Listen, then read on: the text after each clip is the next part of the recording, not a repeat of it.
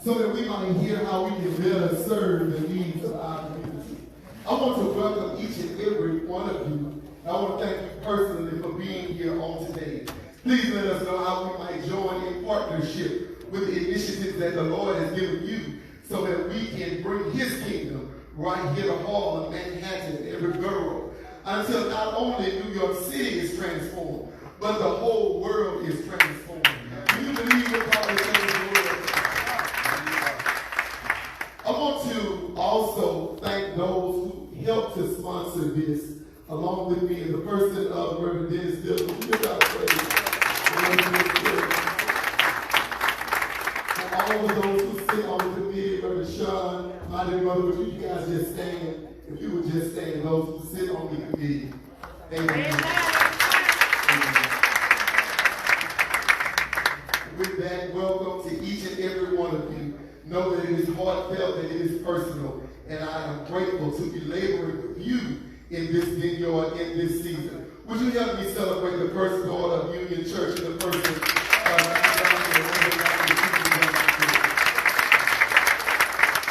thank God for your fellowship, but even more than that, your relationship and your commitment to the kingdom of God and his cause. God bless you. We love you. Help me welcome now to hear from our own Reverend Dennis Dillon, and following that, we will have our invocation of the Lord.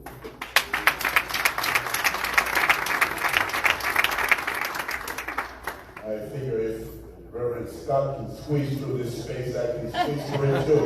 Watch it. Good morning, good morning, good morning. Good morning. Come on, put your hands together and give God praise. We're excited about this journey.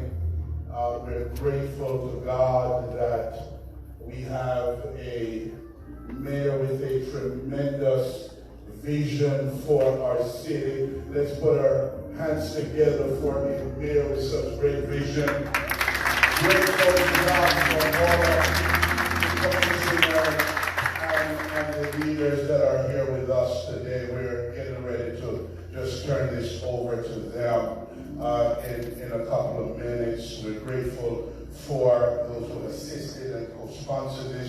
Let's put our hands together for Carver Bank.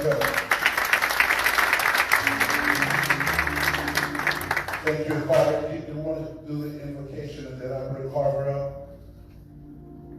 Let's put our hands together for Reverend Dr. Shaw, partner from Eastward Baptist Church. Come on, put your hands together for them. Shall we have a word of prayer? We bow our heads at this time. Gracious and all-wise God, our Father, here we are again at the Union Baptist Church, 145th Street, thanking you for the privilege of assembling once again. You have been so kind to us. You brought us not just part of the way, but you brought us all the way. Somewhere you said in your word, where there are 2 or 3 gathered together in my name, they are touching and agreeing with one accord. We will be in the midst. So we thank you now. We thank you for the issues and the concerns that will be brought forth. We pray for our mayor and the commissioners as well as the constituency. Bless us and keep us and lead us and guide us with the God of our understanding. That the church say amen. Amen. Amen. I'm just going to call Carver to come as they are just getting ready to just come very briefly. I just want to say on behalf of the Greater Harlem Chamber of Commerce, I serve on the board. We are the producers of Harlem Week. How many are ready for Harlem Week? Harlem Week kicks off on this coming Sunday. Great Day to Harlem. Hezekiah Walker is going to be there. A host of others are going to be there at Grand Stool. So we certainly want to invite everyone to Harlem. We got my president, Lord Williams, wanted me to make 2 very key announcements about Harlem Week. One is that on this Sunday, this Saturday rather, this Saturday there will be the anti-gun violence walk run, co-sponsored by Roadrunners, which is the producers of the New York Marathon. So please, this weekend, pastors, let's get the word out and share that. The second is that there will be a job fair at City College. And the job fair, there's hundreds of jobs. I've sat in many of the meetings, literally thousands of jobs. MTA, you name it, will be there. NYPD, the fire department, a host of other agencies will be there recruiting. So again, there are flyers and material that's available around that. Carver Bank,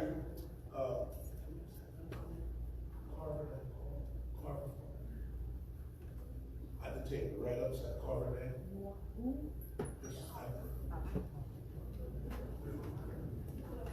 Carver Bank, I just want to quickly say, again, 80 cents out of every dollar comes back to our community. Oh, wow. Carver Bank was started in Harlem. Amen. It is the only bank where more than 80 cents out of every dollar comes back to our community. Over the past couple of years, as we go through the pandemic, more than any bank I know, period, Carver Bank has been doing PPP loans. They've been reaching out to small businesses, and they've done just an awesome job. Let's put our hands together for Vida Davis, Vida Davis, who is the Vice President for Vida.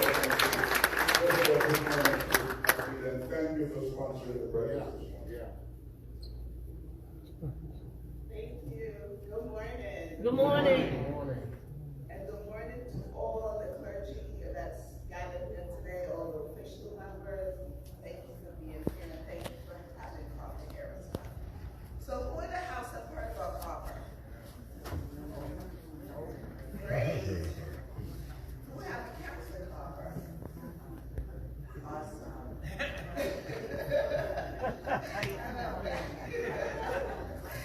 So copper has been in our community for the last 73 years. Wow. And one of the things that I did is that I worked at a large institution before I went to copper.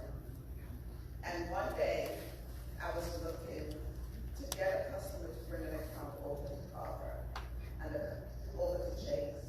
And he said to me, I'm not. And I wanted to know why. And at that time, I was working at this large institution, didn't know anything about copper, and I decided that I was going to go home and research copper, and that's what I did. And once I researched copper and saw what they were doing in the community, I left Chase and I went to copper.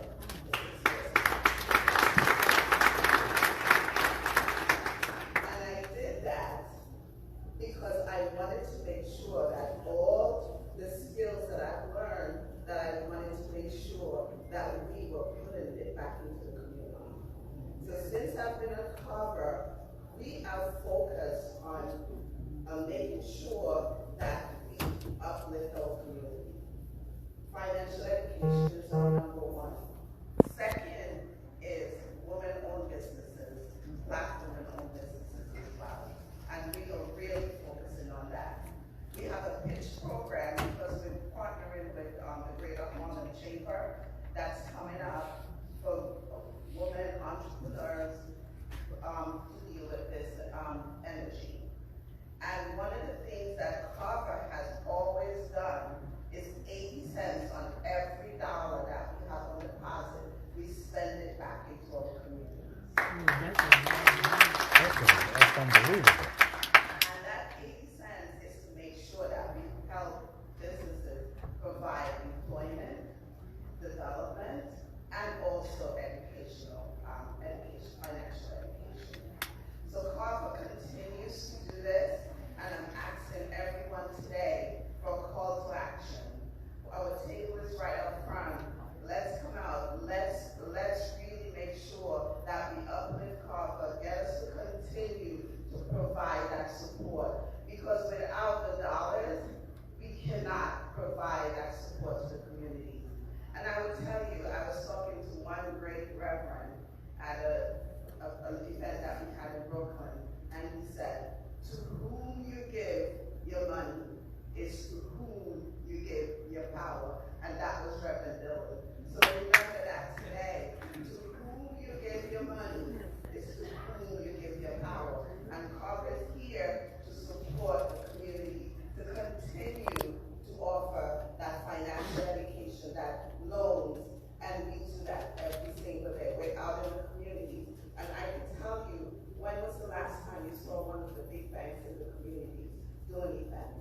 Yes. So thank you, everyone. Have a great day and learn a lot. Thank you, and see us at the table when you're done. Thank you. Thank you. Let's give us a round of applause. I was talking to our president, Mr. Michael Puget, last week, and they've broken their own record in lending to our communities last year and the year before.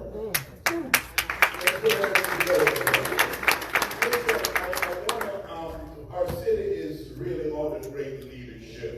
Really, truly great leadership. Let's put our hands together for the great men and women, the commissioners that lead our city today. I want to introduce at this time Pastor Gil Montrose, another dynamic leader, ladies and gentlemen. He is the faith advisor to the mayor and the executive director for the Office of Faith-Based and Community Partnership. Let's put our hands together for our Pastor Gil Montrose.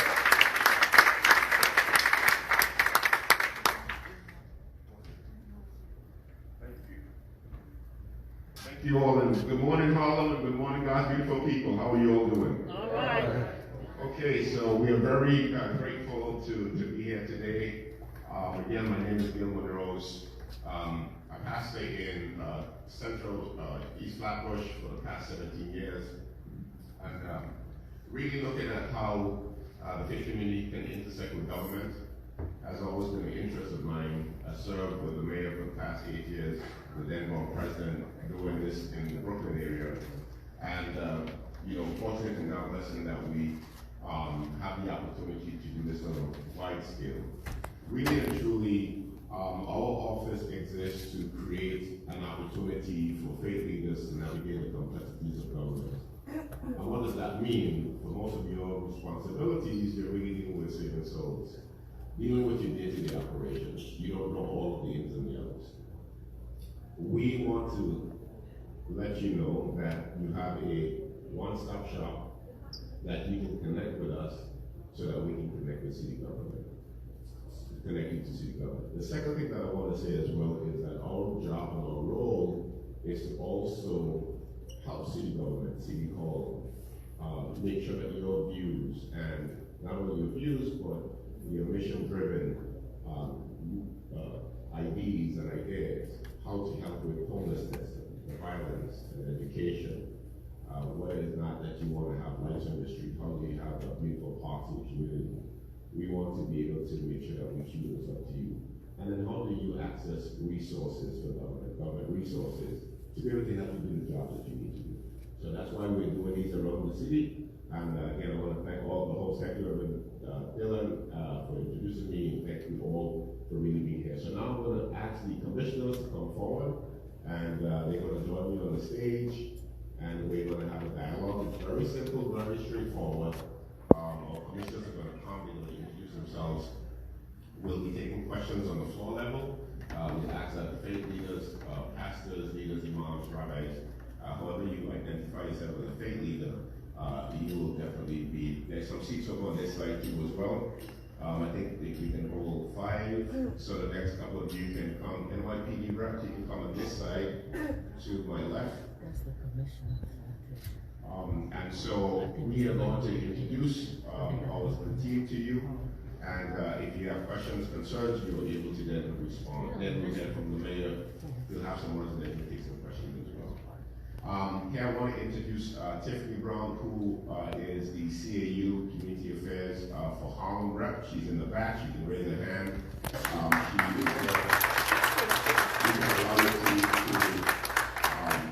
If you have issues again in the Harlem area, that's our representative in Harlem. I also have on my team Angelica Perez, who is down on the floor level, who keeps us on time, and Fernanda Cabrera, who's somewhere in this building. Okay, so we are going to take it. I'll have, who do we have?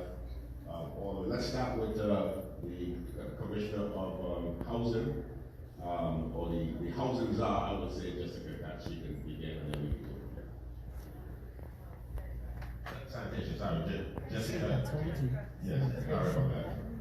I'm just. Yes. There's a little before her too.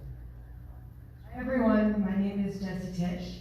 I am not the Commissioner of Housing, but I am the Commissioner, I'm the other Jessica in the administration. I am the Commissioner of Sanitation. It is my pleasure to be here with you today. The mayor has been very clear with me. He wants us at the Department of Sanitation to clean up this city. I think everyone has noticed across all 5 boroughs that during the pandemic, the city got meaningfully dirtier. And it is our role to work with all of the communities to clean up the mess. It is hard work to do, but it's doable. This year, in July, the mayor gave us an unprecedented amount of money to do just that. So these are the basics, things that have been cut during the pandemic. Simple things like litter basket service. Everyone in New York City saw overflowing litter baskets all over the place during the pandemic. Effective July 1st, the Department of Sanitation has the budget to service the litter baskets more than they've ever been serviced before in New York City history. So hopefully the overflowing litter baskets will be a thing of the past soon. The other big thing that we have recently done is we've brought back full street sweeping. Our curb lines really need it. I know it's a pain for some New Yorkers to move their cars, but our mechanical brooms really make a big difference on the city's curb lines. And so a number of things like that, getting back to the basics, providing the basic important sanitation services to restore dignity and cleanliness to our communities. That's what the mayor's asked us to do. Thank you so much. I want to recognize Mohammed Bahi, who's a Muslim rep. Mohammed Bahi with Islam, he's on the left over here. So we'll take one and then one. So maybe you can start. HB. Hi, good morning, everyone. Good morning. Good morning. Press the button. On the side. Oh, there you Hello. Good morning. Hi. My name is Ahmed Tigani. I'm the Deputy Commissioner for the Office of Neighborhood Strategies. Still figuring out what that means myself. But I'm the Deputy Commissioner that oversees planning, tenant organization support, and rental systems vouchers at the Department of Housing Preservation and Development. So what does HPD do? We, foremost, I want to borrow Commissioner Fish's words, we focus on the basics. We protect our valuable affordable housing building stock and the residents that are inside that building stock. We make sure we're enforcing the code and the laws that ensure that we're protecting tenants and we're preserving the buildings that provide the most accessible housing to the people in the city so the city can thrive.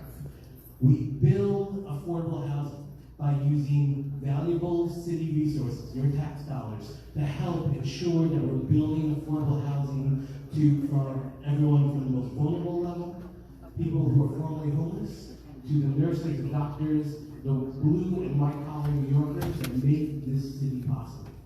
And we are working not to just think about the buildings we build, but when we are in the neighborhood, what effect we're having in that neighborhood by bringing in planners, by bringing in community organizers, by working to establish networks to think beyond just the building. What should be the neighborhood plan? Who are the other agencies we should bring in to think about issues like transportation, issues like, is there enough school seats? Issues like, are we doing everything we can to make sure there's open space and places for those kids and future families to play?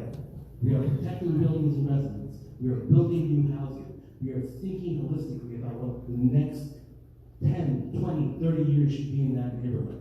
This mayor has given us the tools to do that properly now. As you know, we released a housing blueprint just a couple of months ago, which established a $22 billion plan over the next 10 years. That is extremely important, putting us in a position to try to tackle one of the things that are strangling the city, our ability to provide for a safe home so that people can stay here and make New York City what it needs to be, a beacon for the rest of the world. So we're excited to be here today.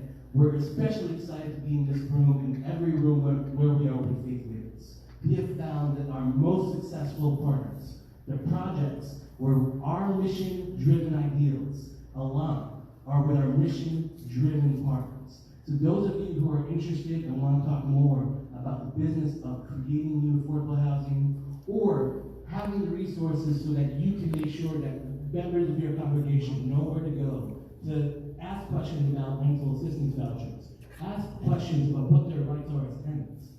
We want to work with you. We want to establish those ties. We'll work with you through the office of Pastor Manos. You can come to us directly. We have a table outside with some information. And of course, there's a number of other ways to communicate with HPD. But please know that this is the beginning of the conversation, that we've never started, or a continuance of one if you've partnered with us. Thank you for the opportunity to talk today. Thank you so much. I'll tell you what, Assembly Member Bourbon, I'll tell you what, thank you so much. Good to see you. God bless you. Thank you.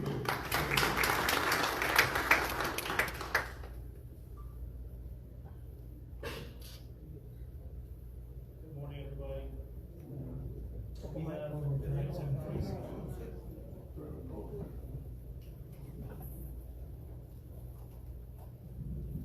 Good morning, everybody. On behalf of the 32nd Precinct and our commanding officer, Miriam Catali, I just wanted to thank you for inviting us to be here today. I'm Captain Jose Taveras. I'm Executive Officer of the 32nd Precinct, and I'm so happy to see so many of the faces of the people who do the work, who are our partners, to keep our community safe. So we're here fighting every day with the mayor to keep our community safe, to fight gun violence, to fight quality of life issues, and we appreciate the invitation to be here. Thank you all.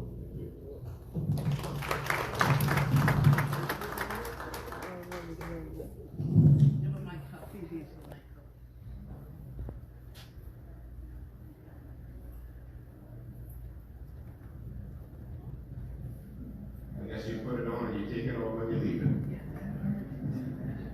All right. Good morning, ladies and gentlemen. Good My morning. name is Ed Pinkar, and I'm the Manhattan Commissioner for the New York City Department of Transportation. Commissioner Rodriguez is with the mayor. They started this morning at an event in Brooklyn, and they're on their way.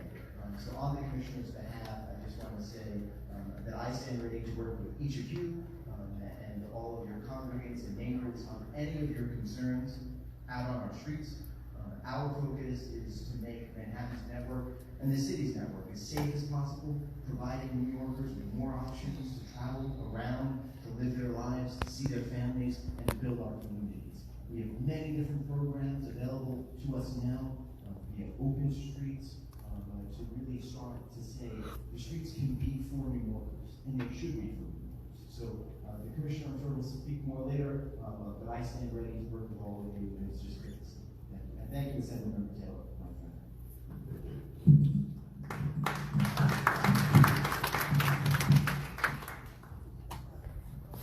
Good morning. I am Cassandra White. I am the Deputy Commissioner for DHS Street Homeless Solutions. I am really overjoyed to be in the house of the Lord amongst God's people. I want to say that I have been working with DHS for many years, and I've never seen the level of commitment to reducing homelessness and the commitment to bridging our community to ensure that our children do not have to spend one extra night in shelter. So DHS is committed to working with Mayor Adams to really move the needle and to ensure that our children and everyone in New York City has a safe place to sleep. I can tell you that we've opened probably 700 beds since January 2022 for street homeless individuals, and we have over 1,000 in the pipeline. We've expanded our footprint. We're in 24 end-of-the-line stations every single night, engaging and encouraging people to come off the street. So the commitment from this administration to move the needle is unprecedented. And as a native, born in Harlem Hospital, raised on 135th Street, I am also extremely excited about the commitment to this community specifically. Because when you see that someone understands the community and wants to help the community to get things done, it really invigorates me, invigorates our staff, and a rigorous DHS. So I'm happy to be here with you, and I'm looking forward to see how DHS can partner with our clergy and the entire community to support street homeless individuals and anyone in New York City that's experiencing homeless instability. And I have the first case for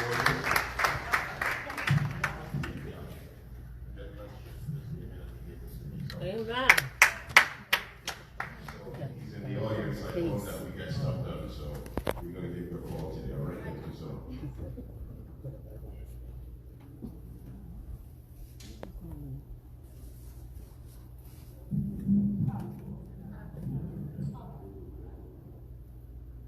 Good morning, everyone. How's everybody doing? Good. My name is Keith Howard. I am the Commissioner for the Department of Youth and Community Development. I say thank you this morning for the invite, and what a pristine church. I got to give a shout out to my bishop, Anthony J. Chisholm. I know he would be very upset at me if I didn't say I walked in the house of the Lord and give him a shout out. Okay? Anthony J. Chisholm, Abundantly Blessed Baptist Assembly on 112th Street and 2nd Avenue. So if you run into him, please let him know. I give him a shout out. So DYCD, as you know, runs the Summer Youth Employment Program.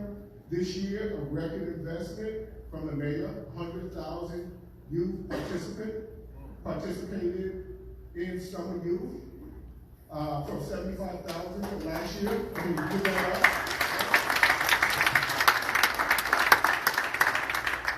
The mayor also did something very, very unique in terms of investment, partnering with my brother over here, Chancellor David Banks, with Summer Rising, 110 young people in summer camp. That's another record investment. 110,000, excuse me, 110,000. Also, we are running a special initiative with NYPD called Saturday Night Lights. Okay. We have about 28 sites, about 600 participants in Manhattan, just going on Saturdays and having a safe place to have enrichment and basketball programs and sports programs as well. I want to also shout out Manhattanville, which is doing a magnificent job, with their Summer Rising program and the investment in their youth. DYCD has two sides of the house. We have the summer youth investment and the development. We also have the community development part, where we offer immigrant services, food pantry, and a host of different community services. As I told the good reverend and the good pastor when we met the other day, I said, you know what? We need to do more investment with the faith-based organizations. Amen. So I am willing to do that. I'm willing to sit down and talk about how you can partner with our CBO network. So I am here taking questions, and afterwards I am available to be able to have conversations with you. Thank you.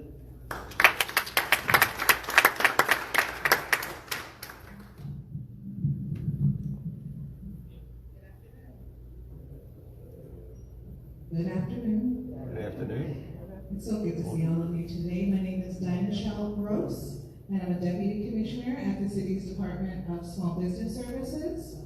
My particular work at SBS is to help oversee the operation of the city's MWBE program. So we recruit firms who have diverse ownership, owned by Black, Hispanic, Asian, Native American, and women, to be part of the city's vendor pool. So when the city has purchasing needs, those firms have an opportunity to contribute to the city and then grow by doing that business. But SBS does many more things. We run the public workforce system for the city of New York. We place about 25,000 New Yorkers in living wage jobs every year. We also operate a neighborhood development division that helps to manage all the business improvement districts of the city and create new business improvement districts that provide supplemental services to make sure that commercial districts thrive, are vibrant, provide the goods and services neighborhoods need, and jobs to local residents. And in the Adams administration, we have a new budget to support the development of new business improvement districts around the city. And then we have a division of business services, and they provide a host of services to current business owners and to entrepreneurs. helping them prepare for emergencies, like a physical emergency, like Hurricane Sandy. Are your goods stored in the right way? Is your data stored in the right way so that if you don't have access to your commercial property, can you get in touch with your suppliers? Can you reach your customers? Also, if there's a city infrastructure project that impacts the street, and who do you reach out to let them know that the day that water main project is going to begin is the day that you had your biggest client of the year, and you need that event to make payroll? The SPS is a place that you can reach out to, and you can connect the business owners in your community to.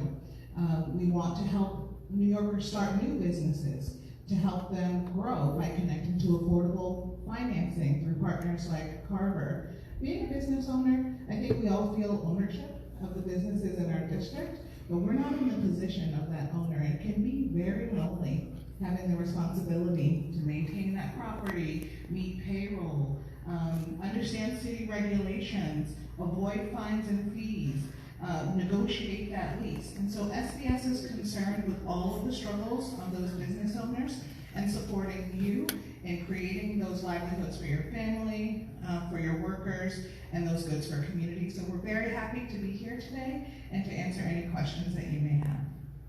Thank you. Good morning, everyone. Good morning. David Banks, I'm the New York City Public Schools Chancellor. Thank you so much, Pastor Rose, for coordinating this effort, for all of us being here today. I'm also a resident in this community. I live on 143rd and Amsterdam. So I'm deeply, deeply committed. We spent a lot of time since I came in office in creating an opportunity to put new superintendents across New York City. And so you have a superintendent here for District 5, Sean Davenport, and he's responsible for oversight of all the schools here in this district.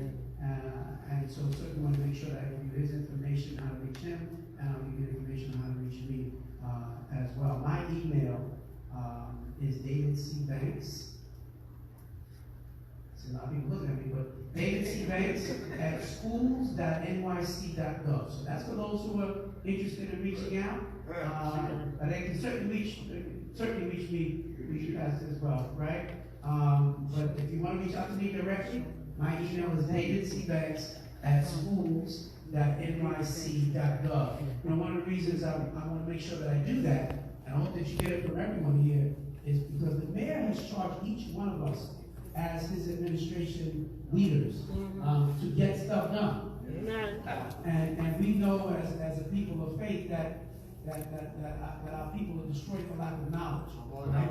And so what we are here to do today is not to be show and tell. We are here to be a resource. So it is imperative that if you took the time to be here, you want to make sure you have access to how to get to all the people who are here. Otherwise, we would just stay and wave and say goodbye, and we had a nice time together. That's not how you move the needle. You move the needle by having access to information. I will tell you once again, David C. Banks at schools.nyc.gov. That is how you will make connection to the Chancellor of New York City Public Schools. And any issue that you have, I can then direct you to those most appropriate that can help. We're coming off a wonderful summer. We're wrapping it up, Summer Rising. As Brother Howard said at NYCD, we work very closely together in creating that program, put a lot of time, effort, and energy into it. 110,000 young people who had a great summer. Our Summer Rising program, over 100,000 students who participated in Summer Rising programs, keeping them off the streets, keeping them busy, keeping them engaged. Positive activities, that's what it takes. And I will tell you, despite what you may be hearing on the news right now, we are going to have a magnificent beginning of our school year. We're going to launch the school year very effectively. Trust me, the man and I talk every single day, and there's always some bumps along the road. It's New York. And we're going to make our way through all of that. Your children are going to be in a good place. We're going to be announcing when we come back to school all of our agenda for safety to ensure that our schools are as safe as we can possibly make them. We have seen tragedies happening all around this nation. We're committed to making sure it doesn't happen here, so that the kids will be safe. But beyond that, we're laying out a full agenda and a vision to do school very differently than we've seen in the past. And we want to make sure that our kids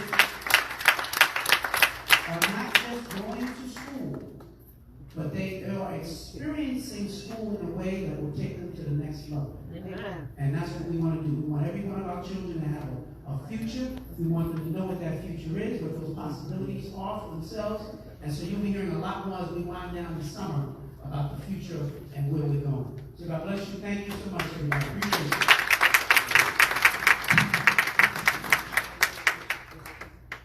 You want the Commissioner to take your spot?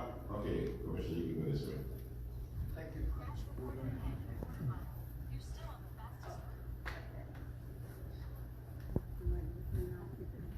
Good morning. My name is Lorraine Cortez Vasquez, and I hail from not too far from here. Born and raised just a little southeast of Harlem, in this other fabulous village called East Harlem. And I lived there my entire life. And I'm very proud of that. And I was telling my colleagues this morning, this is the way we should start every week. Praising the Lord and uplifting us. So I want to thank my colleague. Before I tell you a little bit about the Department of Aging, I want to just thank my colleague, David Bank, for saying that that's why we're here. We're not here, just to wave our hands and talk about all the great things we do, which are many. And we also make mistakes, and that's why we need partners. But I want to thank him for reminding all of us why we're here. All of us meaning all of us on this platform, and those of you who are taking your great time to be with us. So the Department for the Aging serves 1.6 million older New Yorkers. And we do that in partnership primarily with nonprofit agencies. It's very little that we do directly. There are 308 older adult clubs around the city of New York, many in this community. We also provide over 25,000 meals daily to older adults who reside in their home, who are unable to take care of their daily lives and are homebound. The other thing that we do is we provide direct services for older adults who have low income, who are looking for job opportunities. The 3 pillars for security for an older adult is pensions, social security, and savings. Well, we know that savings and pensions are not readily available anymore, so older adults are working much longer than they had anticipated, and also some of them retire and decide, that's not for me, I want to go back to work and continue contributing. And so those are some of the opportunities that we provide. I have to say with great pride, this Mayor Adams, committed more additional money so that we can have more caseworkers out in the communities, helping older adults as they navigate all of this post-COVID life that has been impacting them. And as you all know, older adults, people 60 over, were the most impacted by COVID. And I want to give a shout out to the Reverend, who was such a great partner. Everything we did, he was always there with us during the pandemic, giving out food, telling us where mistakes were happening. So I want to thank you for that. The other thing that I want to say very clearly is that we have an opportunity to grow home delivered meals. And why? Because this mayor committed an additional $6 million so that we can do that. Amen. We also committed additional monies so that we went from 48 mental health, geriatric mental health centers in our communities to 88. That is an incredible growth in a short period of time. And those are the kinds of efforts. But the thing that I'm really extremely proud of, for the first time in the history of New York, this mayor has decided to create an aging cabinet, a cabinet for older adults. And what is that? Sounds kind of lofty. But what it is to make sure that every one of us works together in partnership so that this city is an age-inclusive city. so that this city and these city agencies never forget that it's older adults who build this city, who continue to contribute to the city, and that they deserve the best services of the city. So this aging cabinet that has not existed in 40 years of aging services has been created by this mayor. So all of these fabulous young men and women will be working together to make sure that our services are inclusive of older adults, that we make sure that there's no barriers to services for older adults, and that we have visions so that we can take care of that growing older population of today and that population of the future. We make mistakes. All great people make mistakes, but we learn from those mistakes. So I would love to hear from you what we could do better and what we need to do more of. Thank you very much.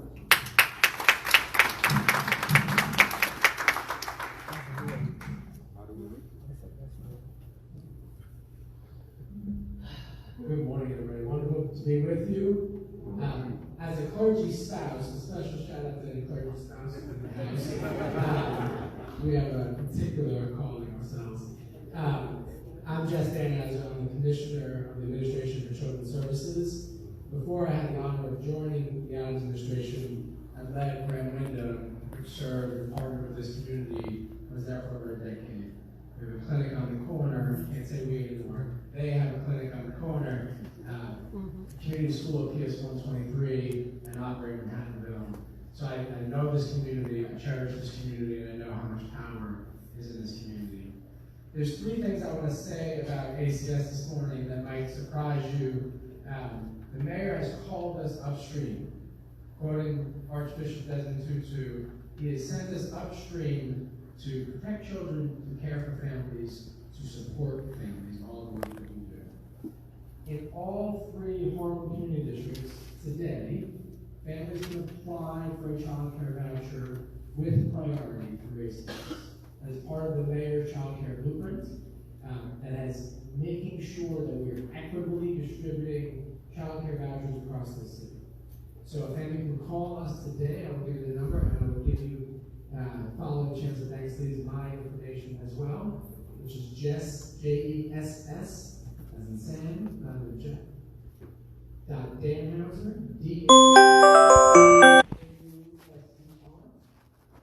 ACS.nyc.gov. The second thing I want to mention to you is that in the because we didn't fight. No, I'm the first Latino commissioner, but I'm the first non-native English-speaking commissioner. I'm the first working class commissioner. I'm the commissioner that we took the street fighting for justice, for freedom for Nelson Mandela, fighting to preserve the Immaculate and British Center. We took over City College in 1989, 1991. You were there as a family supporting us so that we would not be expelled. And there was a boy, a transit police in 89, who went there to support us. And in 91, we took over the campus again. And we both fight, we preserve our recall, not to increase tuition and not to cut the point. And that was with us, right? Because of the faith, we won. But at the same time that we were fighting there was no investment in transportation. You came out with a city bike thinking about something amenity for the most wealthy New Yorkers from downtown to 59th Street. Where there's a lot of bus lane, bike lane. We saying we need to expand the services to the underserved community. I came here a little bit late, because of lack of respect, but I was related in Brooklyn, where from 2016 to 2000, 163 people lost their life in crashes in the area. Where the mayor is saying we need to expand bus lane to the underserved community. And also, I'm the commissioner, I challenge my team at DOT to build diversity at the leadership. So an agency that looks like what New York City is today, not the New York City in the 1900s. So as a DOT commissioner, yes, I go home and I don't take too much, pressure. I know what it was to be born in pressure, but my father had nothing, right? So I came imagine me as one of those Caribbeans, one of those, we sometimes are divided, English or Latino speaking Caribbean, but we are the same. And Paul Marley said we were shipped to the Caribbean, to America, but there's a motherland in Africa, right? So here we are, now again, from born and raised in the Caribbean, the Dominican Republic, same island, we are in Haiti, small way, same history. You look to Samaná, there's a community of Afro-Americans who moved from the south to Samaná. You have those baseball players, Alfredo Griffin, Ricardo Carpi, Bell, last English last name, that they were from the English-speaking island of Cocola, and they moved to San Pedro de Macorís. So we have so many things in common that finally we made it. The most progressive one. Because if we don't improve safety in the underserved community, you're not progressive. Because there's no violence in the Upper West Side. There's no violence in the Upper East Side. There's no violence in Riverdale. There's no violence in wealthy community. We have a common area where violence can happen in the train station. And we know what it was to be in Northern Manhattan with violence and no one cared about it. 125 homicides. We step up. And we said we have to improve the relationship between the police and the community at the same time that we want respect. That's right. So for me, again, from my grassroots work, that many of you know me, so put myself, graduated from City College, walking many times, jumping to the train because I didn't have my 75 cents, being in the cafeteria without being able to buy my food. Then my last invasion in China, food and lunch, Shanghai, coming back and say, we need to create the first school serving new coming students from Latin America, and we've been proven. We built the school as a student, teacher, parent center. We get respect, a student excel. I didn't saw my student as your power. I didn't saw my student as what we did in rocket science. I saw the student as what I see my daughter 15 and 9. So today I'm here to say thank you to the faith leader. We will continue with Mayor Adam to turn the transportation system the safest one, full of opportunity. My AC have a great team. They run the starting on the ferry. They do their buses. You know what I'm pushing my team? To build diversity and leadership at the office. You know what I'm pushing my team? To be sure that the women and minority have access to appointments. That's not my agenda. That's the agenda of my brother before I was inside to you. Thank you.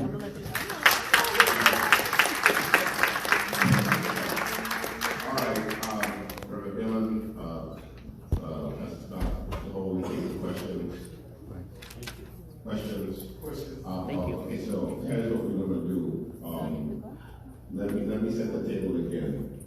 Very important to what we have here is these are the people again, commissioners who run the operation of the city of New York.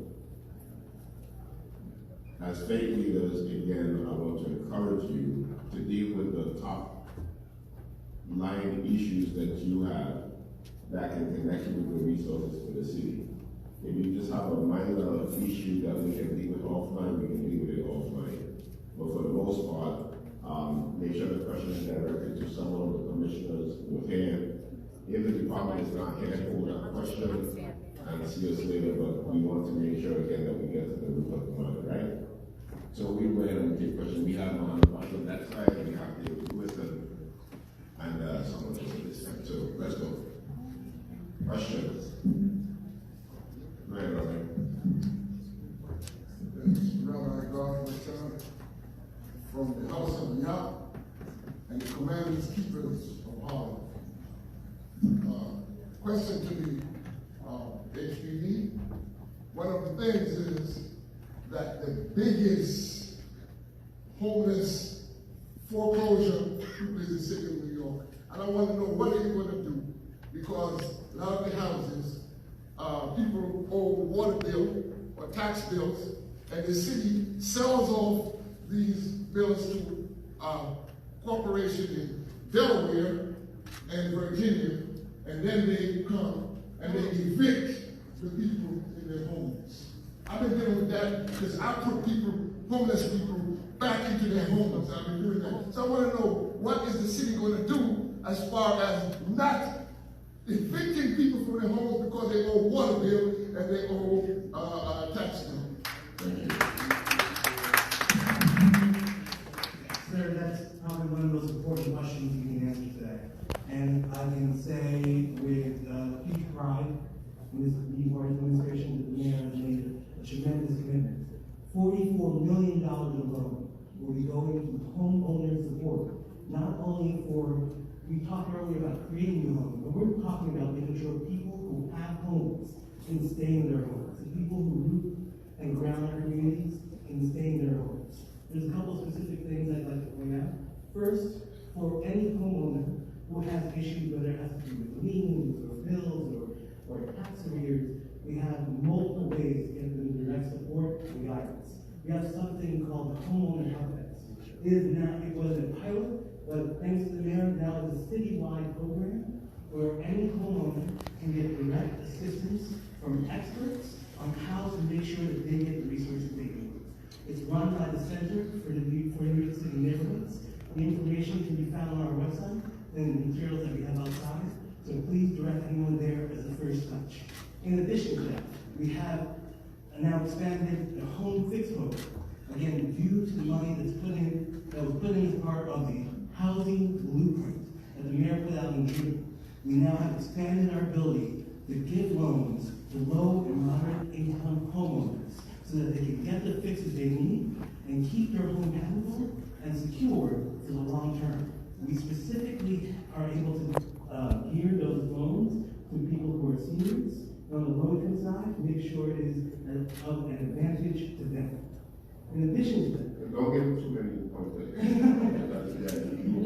So I will also say that we have a homeowner manual that we just put out that lists out all the different programs and advantages we built to make sure that homeowners have what they need. And I'll be happy to connect with you afterwards to make sure that your condominiums have that. Thank you. So also to fulfill this again, we have a lot of programs in place. If you're going to listen to the regular recycle, you wouldn't know the amount of things that we have. So that's why we're coming to you personally so that you can be able to see what the services are so that the people that you serve will be in a good place to get the help that they need. All right, so we take the questions.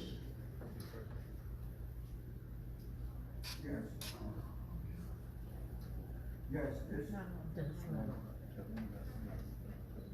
It's on now. Yes, this question is to Chancellor Banks. My name is Reverend Dr. Michael Storm, and I sent you some information during the time that the situation happened in Buffalo, because I saw you at Bethel, and it was pretty comprehensive, an idea, but I never heard from you. I understand you're very busy. So after everything, I'll refresh you what it is and maybe you can get back to me. And then also I would like the Commissioner of HCS to repeat his contact. Well, let's call and connect. This would have been my day today. I don't recall necessarily what it was, but we'll make that connection in just a moment. Good morning again. JESS dot Danhauser, DANN. I'm going to come in. I'll say it on Okay, good. Action, get stuff done. Question over here on the other side.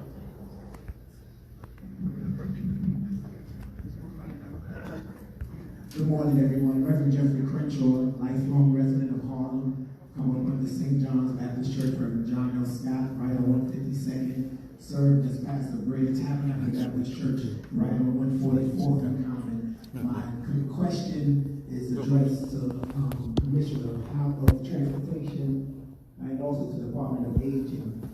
All across our city, they are removing bus stops that hinder the people of our community, especially our aged community, especially our seniors, from moving around.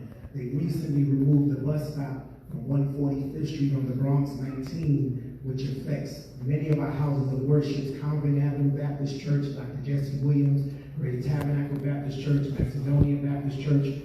Many of these churches have senior programs. And so now our seniors who cannot move easily, now they would have to walk from Amsterdam from all the way down to Convent, or they would have to go from 8th Avenue all the way up to get to their houses of worship or to the senior citizen center to get lunch and even where they get cooling. So my question is, how do we get this bus stop? This is a major one right here for our Harlem, West Harlem area, reestablished. And then also, they have a lot of these meetings where they let the people come out and speak, but it's like they've already made the decision and they don't listen to the residents. So that's something that we need to address now.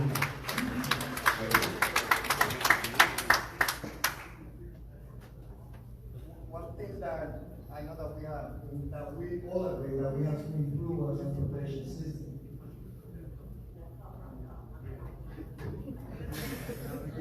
He wasn't here for the demonstration. You're trying to keep COVID down. One thing that we all agree that our buses are moving too slow, right? That sometimes getting to the bus and you get to your destination faster if you walk. So the role that we play as a New York State Transportation Department is to build the infrastructure.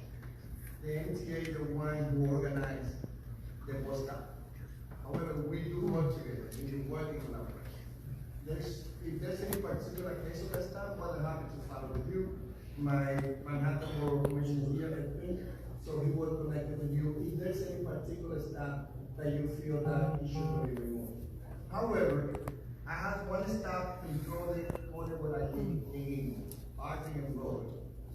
That stop was removed. Sometimes I take the bus from that stop to go to Riverdale. And some people approach me because they can say, Commissioner, what can we do because we lost the stop? And I told a person, the next stop is a diamond, 2 blocks from there. So at some point, what we try to do is about, trying to give more space from stop to stop. But if there's any, so I like for us to think about it. But if there's any particular one, like the one that you mentioned, like we should look at it, let's follow with the whole commission, so we discuss it with them instead. All right, so you're going to connect, pass over with this brother here. Could you stand again so you can see you? All right, good. Go ahead. Once I will give a special purpose to Thank you so much. There have been a lot of stops that have been removed in Harlem, but my office sent a letter to MTA. I am a city member, Al Taylor. I received a call yesterday that the 145th Street stop at Convent will be replaced. It will be replaced. But there are more stops that they moved and they didn't have a conversation with us. So to your point, Commissioner, we will continue talking, but I know they want to move the bus line, but it seems like they're doing it arbitrarily without speaking to anybody, any way in. They're just doing it, and we don't push back. We get what we got. Thank you.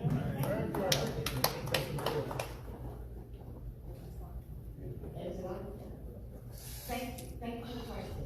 And yes, as I said earlier, this mayor has created an aging cabinet.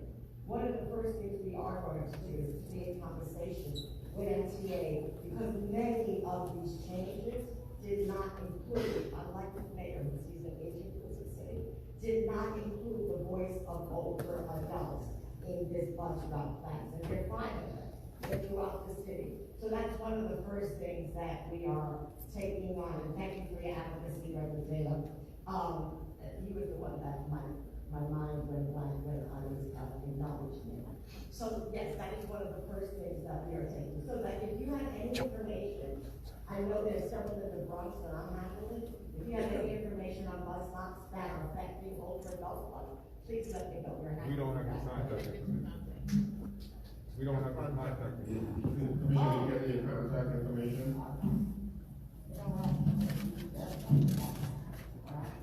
So it's LC Vasquez, VACQUEZ at aging.nyc.gov.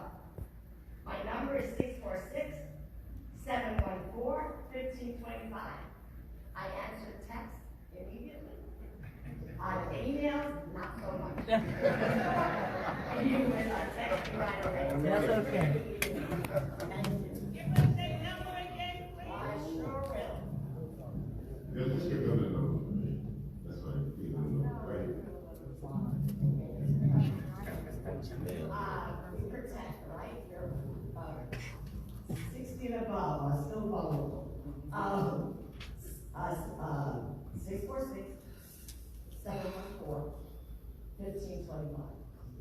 Thank you. Thank you. We'll have the middle aisle, and then after this, we'll introduce the mayor, the for statements, and then we'll continue the questions. So, you can go ahead. Thank you so much. I live and I work in the Harlem community, and I have for a long time. Housing is a really, really difficult problem. It's great to hear about homeownership, it's a wonderful thing. But most of the people who live in this community do not own homes. They live in apartments. Lots of housing is being built, lots of apartments are being built. But the residents of the community cannot pay the cost. What I really want to know from the mayor's office, anybody here who can answer it, is are there plans being made to partner with community partners like Houses of Faith to build housing for those people who cannot pay? Apartments all over. They're beautiful every corner. There's a new building. And they're pushing people out who out of those houses, out of those apartments to tear it down and build another one that they came out. So is there a specific plan? And if so, can someone share that with us and please share it with the faith community, because the faith community is at least one place that we come in contact with. We're in the community. We're touching the people. So I want to know how to find out that information, if those plans are being made, and please share it with us. No problem. Thank you for that question. I think from our standpoint, from the Office of Faith Community Partnerships, one of the top two priorities that we have is homelessness and of course affordable housing, faith-based affordable housing project. We met with about 60 faith leaders in City Hall a couple of weeks ago. There's a few people who have affordable housing projects in New York City. What we're doing is that we're queuing up and making sure that the resources that is available to housing worship, that they have the right laws in place, that we know exactly the worth of the property, and that the mission that they want to accomplish by upscaling, whether doing affordable housing, marketing, only affordable housing, or senior housing, that we as a city, partner with HPD, can really help them make sure that their project is really affordable. That meeting is ongoing. This group is a working group. If you'd like to join it, we can definitely connect you to that group, and we'll give you the information. But right now, we have, again, faith leaders who are working on a blueprint to get to the mayor to talk about how more we can move on with faith development. Before people are put out of those buildings that are being torn down, someone needs to help them replace them as well.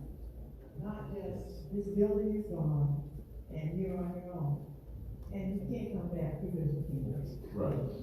So you can connect with me and we can definitely work with you to be up on the problem. Okay. If I can just add that really quickly. So in addition to the work that we're doing here, right now on HPD's website, we actually have a page that gives information for houses of worship, how to work with us to build housing that's affordable for communities. As I mentioned earlier, in the budget now, $22 billion in capital. What does that mean? The capital the city gives is what allows someone who has a mission-driven focus on housing to do what they do. We give them money so they can take on less debt, so they can provide more affordable housing. The more capital you put in, there's the more ability to do that. That's what this housing plan is doing right now. Setting us on course to do what you just described. So that there's a page to the information, we've got the tools starting to move in that direction now. As far as working with the buildings now, we have preservation programs. One is called Article 11, which we go into existing buildings, we work with the owner, and we hold down costs so that we can keep affordability in the long term. That's something we're doing now, and we're looking at how we can expand that tool. And in addition, we're working with tenant organizers and tenant associations and legal aid groups in neighborhoods throughout the city. The blueprint, the housing plan, expanded our partners and reservation program. That is the breaking down the silos between community groups and housing agencies and all different parts of government to go out there, identify the buildings where these problems are happening, and put them on our list for where we have to focus and keep people in their homes. So there's a number of things happening, and that'll be part of the task force plan we spoke about earlier. So we are when we're going to be working to make sure we can correct that. Thank you so much for that question.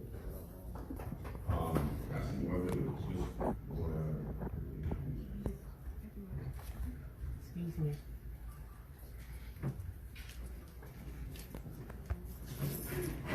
We are so privileged on this morning. We're privileged, number one, because we have in our midst the 110th mayor of New York City. Let's give it up. You can do it. Let's give it up. Let's give it up.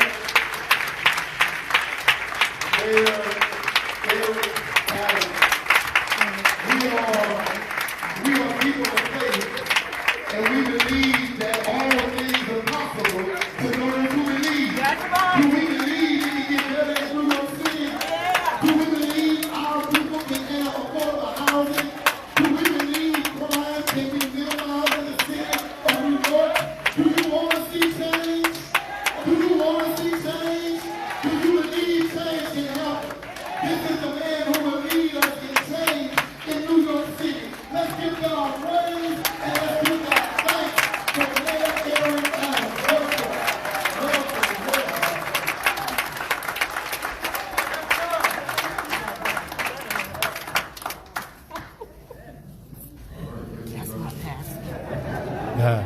That's my pass. Well spoken. You know, to some of the elders in the church, remember that young man that just couldn't sit still? You had to make sure he sat next to you and you would pinch his knee, put some candy in your bag, just maybe let him slow him down a little bit.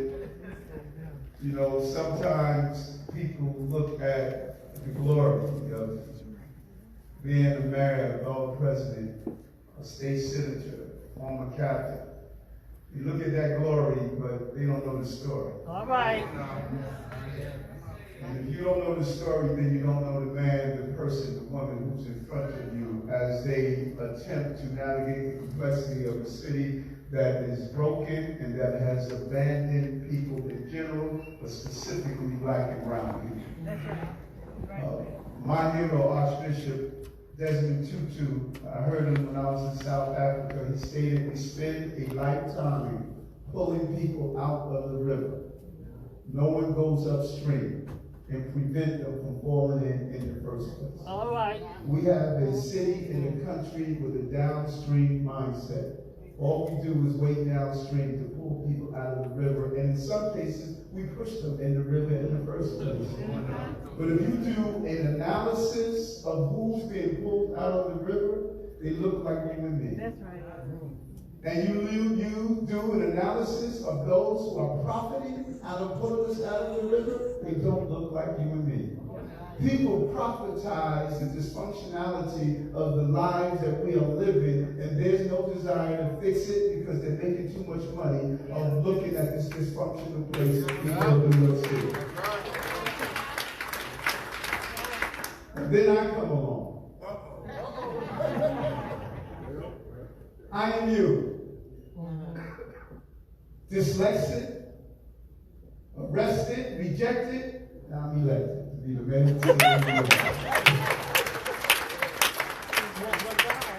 And what is the agenda? Why push people pushing so hard to stop what I'm trying to do in this city? Why are they trying over and over again? Someone came to me and said, listen, the streets are not repaired. We haven't built enough affordable housing. Crime is not fixed. And I said, listen, this is January 3rd.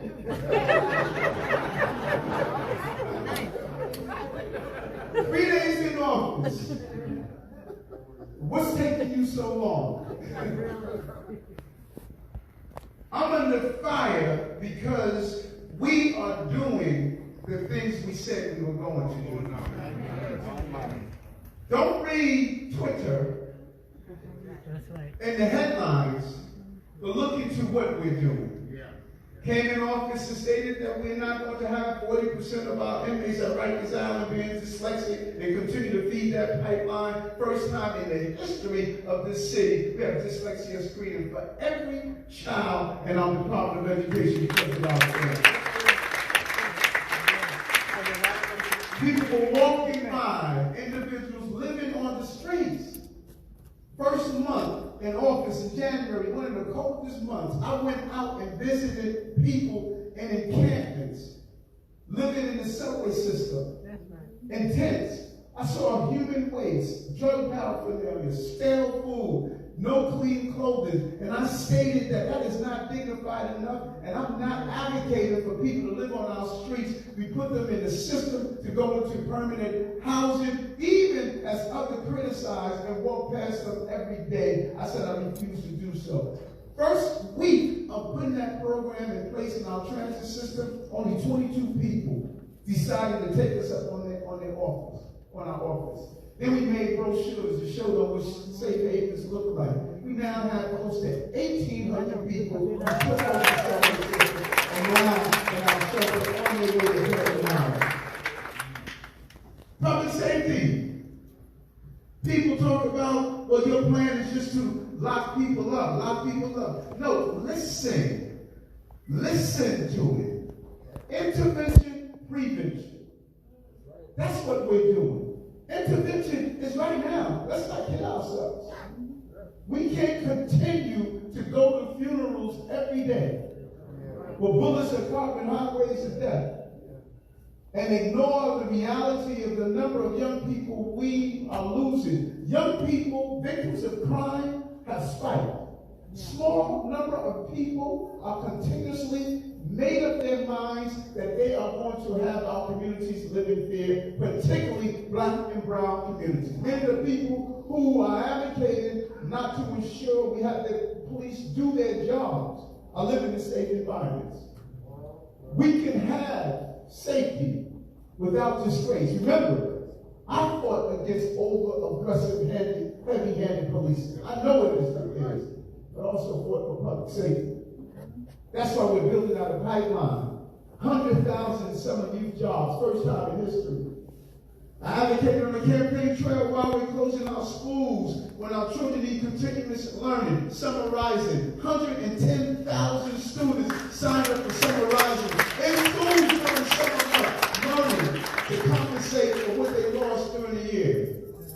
Leading into our age-friendly program with amazing commissioner from the Department of Aging. When you look at my commissioners, Pastor Scott, my commissioners, those are my deacons and deaconesses. When you look at my commissioners, you are seeing they live the lives of the people they're attempting to serve. That's who you're seeing. My commissioner that's dealing with homeless issues, he lived in a homeless shelter. Think about it. When you look at my Department of Transportation Commissioner, Adonis Rodriguez, he fought on the CUNY campus to keep the CUNY's tuition down, and he protested and slept in on CUNY. He was an activist that's now leading our DOT. He was a dishwasher in the building that he's now in right now. Profile of my commissioners and see their stories and what we are about. We are you. We are you. I'm probably the first blue-collar union card mayor in the history of the city. This is the moment that we're in. And do we have real challenges? Yes.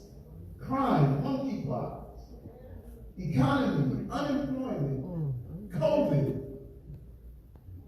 educational challenges, unfunded mandates that are hitting us dealing with these economic challenges.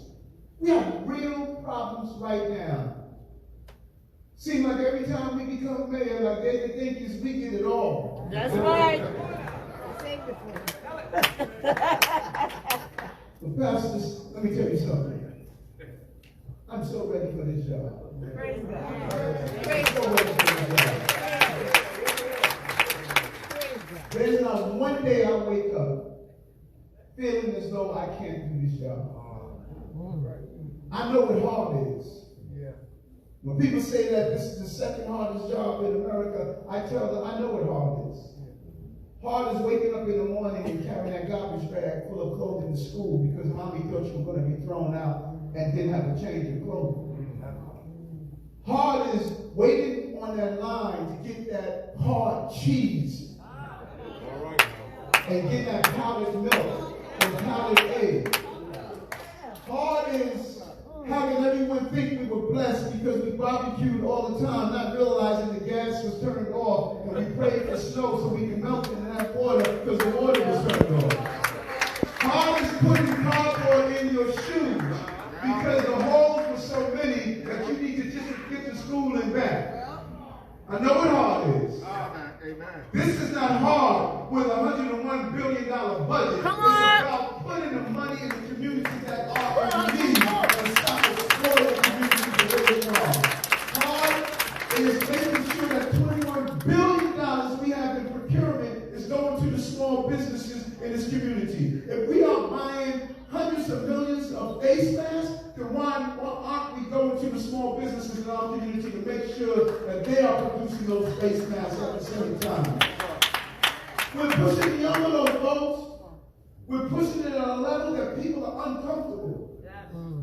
I am going after the downstream people who have been eating off of us for years and make sure we go upstream in the city that we're living in. So challenge. So all that hate you're seeing it from the people who have been eating off of us. Yes, sir. Eric, he's messing with our paper. He's messing with our paper. Talk, man, talk. Go ahead. Watch it, man. The audacity that he thinks he's going to stop feeding a pipeline of children being incarcerated so that we can't have all of these services over and over again to say we helping these children. Tell me something. People are fighting against us for equalizing and making sure we have equity, not equality, in our school system. Equity is different. Equity is the mindset that says you can give everyone a jacket, but if I fit a size 44 and you give me a size 34, you are equal to giving me a jacket, but you can get the jacket that fit my size. So we're dealing with equity. And if everybody's saying the old way is the right way to do it, then you tell me this. Why every year 65% of black and brown children never reach proficiency in the Department of Education, no matter how much they're spending? Why?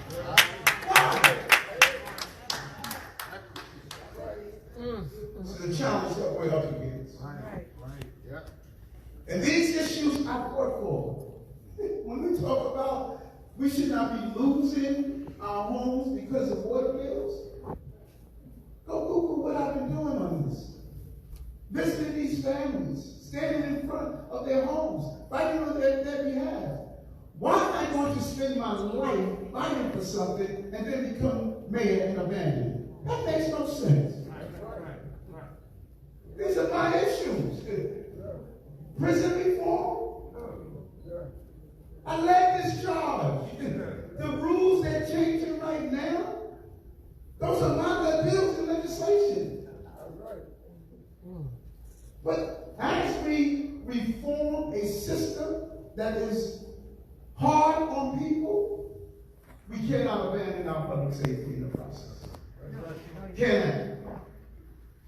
And so we built this right team for the next 4 years to address these challenging issues that we have. And this is a solid team that we have put together. And we know the challenges are huge.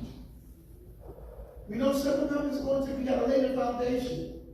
And then over time, we're going to see the improvement. Now, I am a retrospective, appreciated mayor. Trust me. Trust me. I'm a broccoli mayor. Not going to appreciate me too. Once I'm going out, people are going to say, now we know what he was talking about. But we are putting in place a foundation that we can build on. We can't continue to put a Band-Aid on the cancerous sore. We have to heal in a real way. And at the foundation of that is the faith-based community. We made it clear. Pastor Morose was with me in the Guard President office. We talked to our faith leaders, and they told me the things that we want you to do. You should be developing the housing. You should be dealing with our food pantries. You should be dealing with our mental health issues. You should be dealing with helping us staff up. How many jobs we have available in the city right now? I don't know what's happening in America. No one wants to work with me. True. My God. We have jobs that are available. Every corporate leader that I sit down with tell me, Eric, we can't get people to run. So I see this as an opportunity. I say to them, stop advertising your job on LinkedIn and go advertise in Nitro. That's right. That's right. That's right. That's right. That son or daughter that you never could get out of the house to get a job. That's right. Now is the time. Now is the time. We need to have a massive job recruitment program in the city because there's so many jobs that are available right now. People are waiting to fill. So all that good talent we have out there that never had an opportunity, we need to have these job placements in every house of worship to get these young people employed. Because the best anti-violent program is to take the gun out of someone's hand, put a hammer in their hand, and build a construction site. So these organized missions we're having, job centers connected to the jobs that are available, health centers, all of these initiatives, in all of us, order for us to be successful, I need a houses of worship. That's the job of Pastor Rose, Pastor Cabrera, Pastor Segala. We want to build out, like never before, a real partnership, City Hall, and our houses of worship. You see it before we do. You knew we had a gun problem every time you attended a funeral. You knew we had an education problem. You were the modern day weatherman that saw the social inclement weather before it even hit into government eyes or on our radar. We want to make that connection stronger and better. That's what Pastor Morose is doing around the housing issue. To come up with a real plan on how we look at the vacant lots that are sitting on and build partnerships where you can do the development, building out those LLCs. How do we ensure our senior programs? How do we use our homeless services? Think about it. Some of you may want to get into the homeless business of having small parts of your church where you can take a few homeless people, because I think if they start to sleep downstairs, only a matter of time they're going to start worshiping upstairs. We're spending billions of dollars in these mega sites that are giving people nothing but a count. I think there's a better way to do this. That's right. And I think it's a win-win way to do it. I think you're right. So we're here to listen, to grow, to develop, to build that partnership with our faith-based leaders across the city. I'm here because of the power of prayers. I am who I am. As my grandmother, my mother, my aunties, they never stopped praying for me. And that same prayer sustained me. Mommy transitioned last year. But I tell everyone all the time, ever since I was a little boy, Mommy used to whisper in my ear, baby, you got this. She's not here physically, but she's here spiritually. When I wake up in the morning, I hear her. I hear that whisper in my ear. Baby, you got this. You got this. This is the right time for me to be the mayor of the city. People are hurting. They're hurting. He said, Pastor, you said it right. You just got to believe. Just believe. Just believe. You stop believing. Where you are, it's not who you are. You're in a homeless shelter, that's not who you are. You're in a domestic violence situation, that's not who you are. You sit in Rikers right now, that's not who you are. You sit in the classroom and you can't learn because you have a learning disability, that's not who you are. You're a senior, one paycheck away from losing your house, that's not who you are. Where you are is not who you are. But the first step of being who you are is to believe. Believe. And I believe.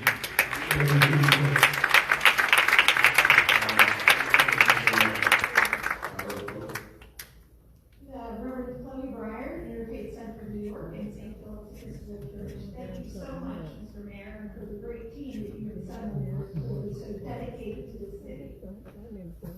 As we know, there are buses arriving in our city from Texas.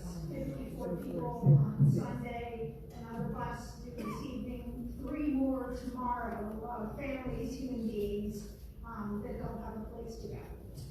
There are community groups scrambling right now, and my question is, what is the city's plan? Thank you. Thank you for that. I was at the Port Authority Sunday morning, greeting us that came in.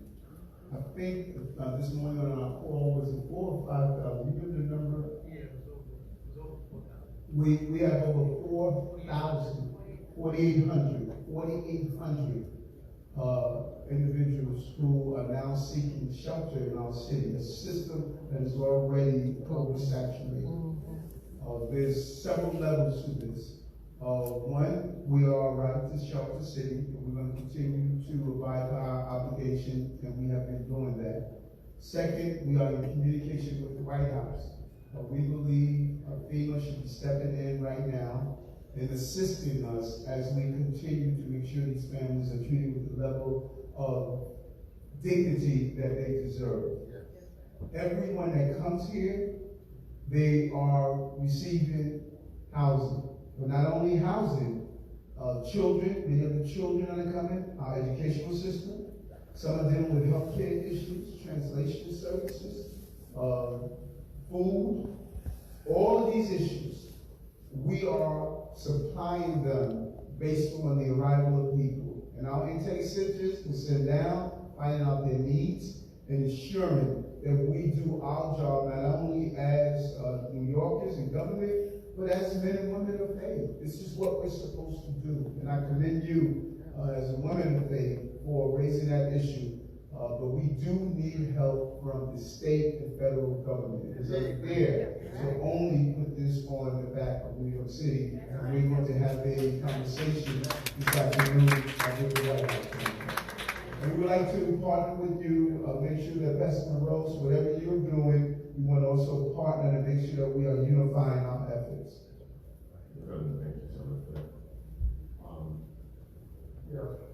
Yes, I'm Reverend Dr. Charles Hubbard, Vice President of all Congregations for Community Improvement. And also Pastor of Mount Calvary Baptist Church, right down the street, 231, Mayor Adams. A lot of things I had to ask, you already addressed in that. I am happy and I praise God for all of those who are here today and the work that you're doing. I want to know how we as the church can really partner and be more involved in terms of lending not only our support, but the resources you have to bring to our communities, to our particular churches, so that we can really make a grassroots change. I have homeless people on the side of my church. And I want, it's like, what do we do? We don't want to, so what do we do with that? I'll say a couple of things. Number one, as I stated earlier, I would like for all of our houses of worship to reach into your pulpit and fill some of these jobs that we have. Fill some of these jobs. Our delivery of services could be impacted if we don't continue staffing up. And in your pulpits, in your pews, there are many people who are qualified that are looking for jobs. And so we're going to list all of the jobs that we have available and ask you to have people, just do sermons and listen, there are jobs that are available. The best way to increase your tithe and offerings is get some folks working.